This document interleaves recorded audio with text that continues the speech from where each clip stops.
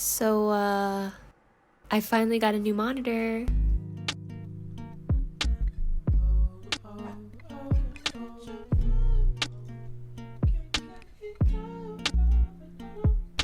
I've gotten a lot of questions and concerns since I posted my last PC setup video, and I thought it was finally time to address them all after 7 months.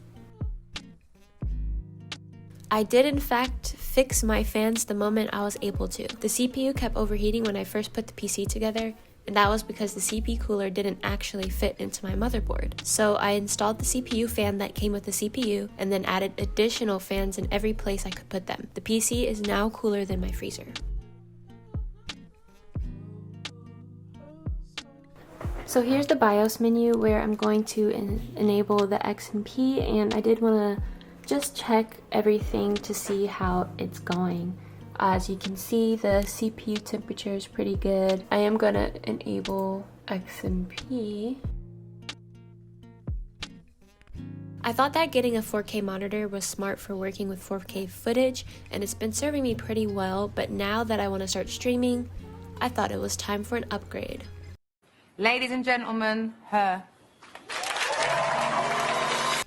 So many people have been telling me to get a monitor that best fits my setup. I purchased a 4K monitor thinking it would be fine because the footage I worked with was 4K, but for gaming purposes, it can hinder how efficient your gameplay can be. So it's best to go with a resolution of 1080p. The monitor I chose is the LG 27GN750B Ultra Gear gaming monitor. It has 1 millisecond response time as well as a 240Hz refresh rate. I looked at so many monitor reviews, and thankfully I was able to choose one that I actually have been enjoying. I couldn't just place the monitor on top of my desk and call it a day, so I decided to do a tiny desk makeover, even though I kind of just did one a couple months back. For the desk, I had 3 main concerns. My first concern was to have a space to game. I wanted to have room for any accessories that I would need, especially when I started streaming. My next concern was to have a space to edit. The 4K monitor that I've been using since I built my PC has been doing me pretty good in the editing department, so I decided to keep it and use that for my editing purposes. And my last concern was to have space to study and craft. I study Japanese and would prefer to sit at a desk while I do so.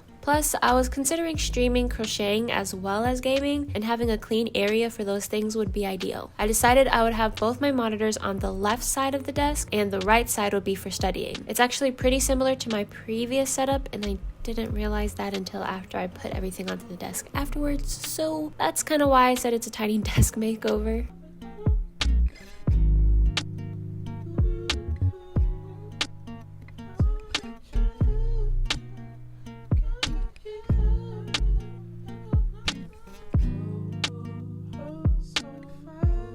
I took everything off the desk and wiped it down, making sure it was nice and clean before I did anything else with it. You can tell I haven't cleaned this desk in a while due to the dust popping up on camera. I wanted to take down the prints on the other side of the wall, but I didn't have much to replace it with, so I just kind of left it there. I also cleaned underneath the desk because I was just ignoring over there, not gonna lie. I wanted to put the PC to a different spot, but for some reason I couldn't get the Ethernet cable out of the back. I literally did it the way you're supposed to, but it did not come out. After 5 minutes of trying to get it out, I decided it's not worth to break my PC just to get like a tiny cable out, so I just moved on to putting the new monitor together.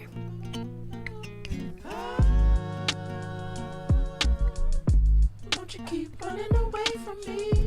Don't you keep running away from me? Putting the monitor together was super easy. All you had to do was connect the stand to the back of the monitor, and that was pretty much it. One of the reasons I chose this monitor was because of the rotating feature. I would have preferred to have my other monitor be the rotating one since it'll be on the side, but I still think it's really cool to have this feature. After I put the monitor together, I began putting everything back onto the desk in accordance to the diagram I drew and made sure everything was nice and neat.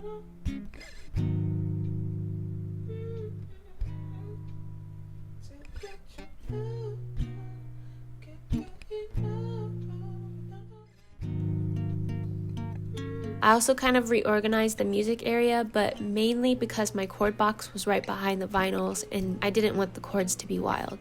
So after moments of struggle, I found a way for this to be semi-organized. This is for my record player, so I'm not plugging it in just yet. And unfortunately, I cannot get this Ethernet cable out of my PC. So it looks horrible going through here, and it's really annoying, but I'm just gonna deal with it and see if my boyfriend can take it out because he's the one that put it in there. This is what it looks like. It's out of the way, and if I want to put anything right here, I can do so. Maybe like more records or whatever. So I organized those, and finally my boyfriend came to the rescue and took out the Ethernet cable. How'd you get that out so easily? Because you know how to work the Ethernet, apparently. I was pushing the lever. Can you show me how to do it? No. Why? Because you got me here to do it for you. You can move the PC? Yeah, that's why I wanted you to take the Ethernet cable out. Okay, but I don't know where I should. I was thinking of like turning it sideways to like right here. No, probably not. You can put those cords on the back. These? The mouse? Is that the mouse? It look like the mouse? Yeah, this is the mouse and keyboard. Yeah, you should put those in the back. And then put your hard drive and stuff in the front. After I organized the cords, moved over the PC case, and got everything situated, I got to getting towards the end of putting things back to where they were supposed to when out of nowhere my keyblade fell into my foot. I don't have the footage for obvious reasons, but it really hurt and there was tons of blood everywhere, and of course, the first thing I thought after putting a band-aid on was, Sora really uses this sharp keyblade and fights other people with this, and they just get up after like it's nothing. And I know it's just a video game, but still. All it did was fall into my foot and it was a lot of pain. But it was the Halloween Town Keyblade and that one is extra sharp, so yeah, I'm just gonna move on. I reorganized underneath the desk as well and then unboxed my new gaming headphones and keyboard. My old keyboard stopped working, so I decided to get a new one while I fixed the old one up so I can hopefully give it to my brother for his setup if I'm able to get it patched up correctly.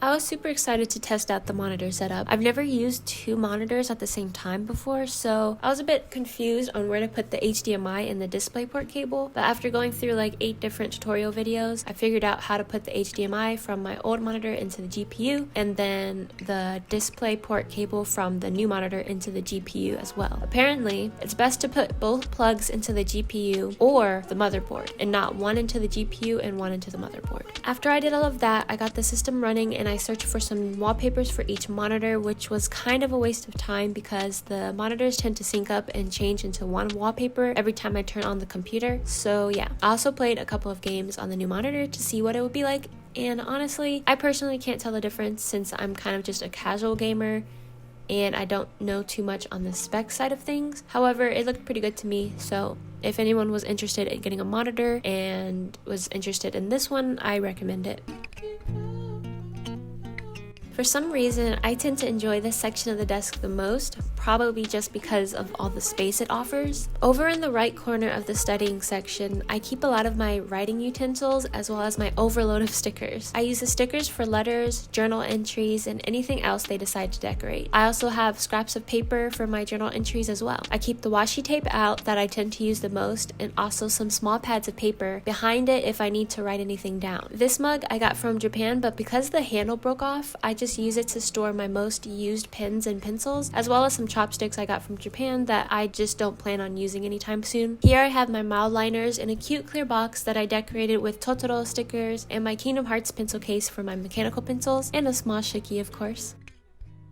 I have a coaster that I use whenever I drink at my desk, but when I'm not drinking anything, I'll put my candle on top of the coaster. My green light in the corner was such a good investment. It blends perfectly with the green color scheme of my desk area, and the light has so many different options that help me when it's nighttime and I want to work at my desk. On the wall above my studying area, I have an array of different posters and photos ranging from Polaroids of me and my friends, flyers and receipts from Japan, concert tickets, and a poster of Rue and Jules from Euphoria that I got from my Euphoria vinyl. I recently purchased a calendar from Five Below and decided this was the perfect time to put it up, so as you can see, this is what I did. I used to love Vocaloid growing up and instantly fell in love with the calendar when I first saw it at the store, plus it was like $5, so how could I pass that up? Next to that area is where I keep my plant. It's currently sitting on the piano chair, but soon I'll get an actual stool for my plant, so it'll tie in more with the desk. In my study area, I mainly study Japanese, draw, crochet, add some entries into my journal, and anything else desk related. I haven't been doing much of any of this these days, but reorganizing my desk has given me a bit of motivation to try and get better at keeping up with those hobbies. I love to study languages, and I love the idea of having a journal to relook at in 20 years, so I wanted to keep myself accountable with keeping a journal. Maybe making journal videos will help me keep myself accountable. YouTube has a funny way of keeping me motivated. I guess the feeling of people watching you makes you work harder, kind of like working out at the gym with your friend versus by yourself. You're more prone to showing the better version of yourself than if you were alone doing it. I also keep my manga over here as well as some other small books I like due to my bookshelf being quite full already. This is the part of the video I'm sure you were mainly interested in, huh? Above my monitors, I keep a shelf that has some of my favorite books and DVDs, as well as my crystals and a couple of figures I really love. I also keep different things like a photo of my boyfriend and I, drawings he's made of me, as well as our ticket to see No Way Home. Underneath, I have all of my studying notebooks and extra papers and stickers for my journals. And now, for the actual main part of the video, my PC setup. I wanted to keep the area as clutter-free as I could due to me wanting the space to be able to game and edit, as well as have some room for my microphone and camera when I started to stream soon. So if you want to watch my Twitch streams, you can go ahead and follow me on Twitch at EcoShun. Yeah, but this is where all the magic happens. I edit on my second monitor, which is the one on the monitor stand, and play my games on the new monitor since the resolution and reaction time is a lot better on this monitor.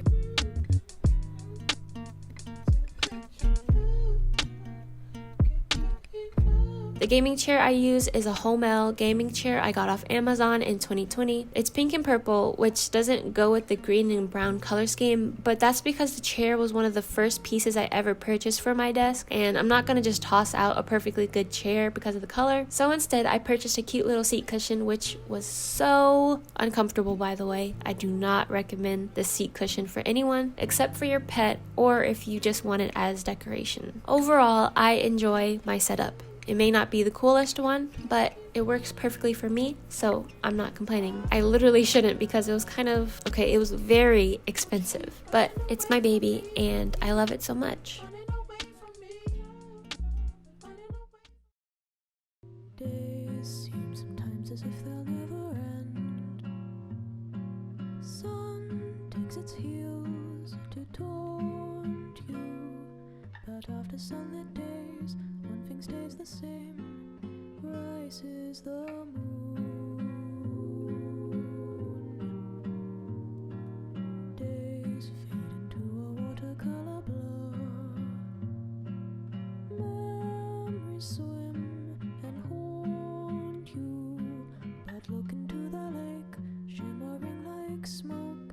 Rises the moon.